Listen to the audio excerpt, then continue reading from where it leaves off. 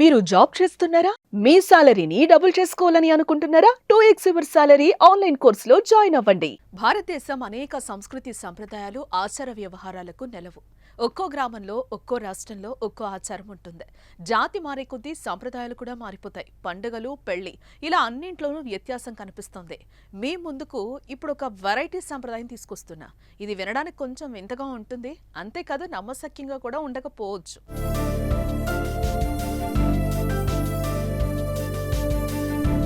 పిల్లలంటే పెళ్లి తర్వాతే. దేశవ్యాప్తంగా ఇదే కదా సంస్కృతి. వివాహానికి ముందే పిల్లలంటే సమాజం దుమ్మెత్తిపోస్తుంది. తప్పు చేశారంటూ ఎత్తి చూపుతుంది. కానీ ఓ తెగ మాత్రం దానికి విరుద్ధం. పెళ్లికి ముందే పిల్లలకు సై అంటది. సహజీవనం మన దృష్టిలో తప్పైనా వారికి మాత్రం అదే ఒప్పు. పెళ్లికి ముందే నచ్చిన వారితో సహజీవనం చేసి పిల్లల్ని కనే సంప్రదాయం ఆ తెగలో అతి సాధారణ విషయం. దీని గురించి ప్రశ్నించే హక్కు, అధికారం అక్కడెవరికీ లేదు.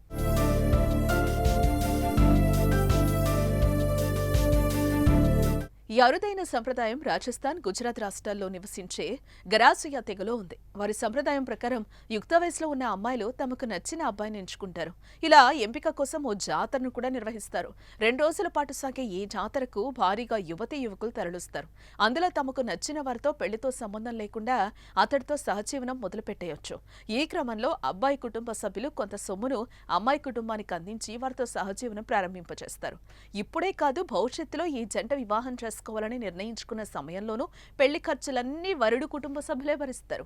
పైగా వరుడి ఇంట్లోనే పెళ్లి వేడుకలన్నీ ఘనంగా నిర్వహించే ఆచారం ఇక్కడ దశాబ్దాలుగా కొనసాగుతోంది.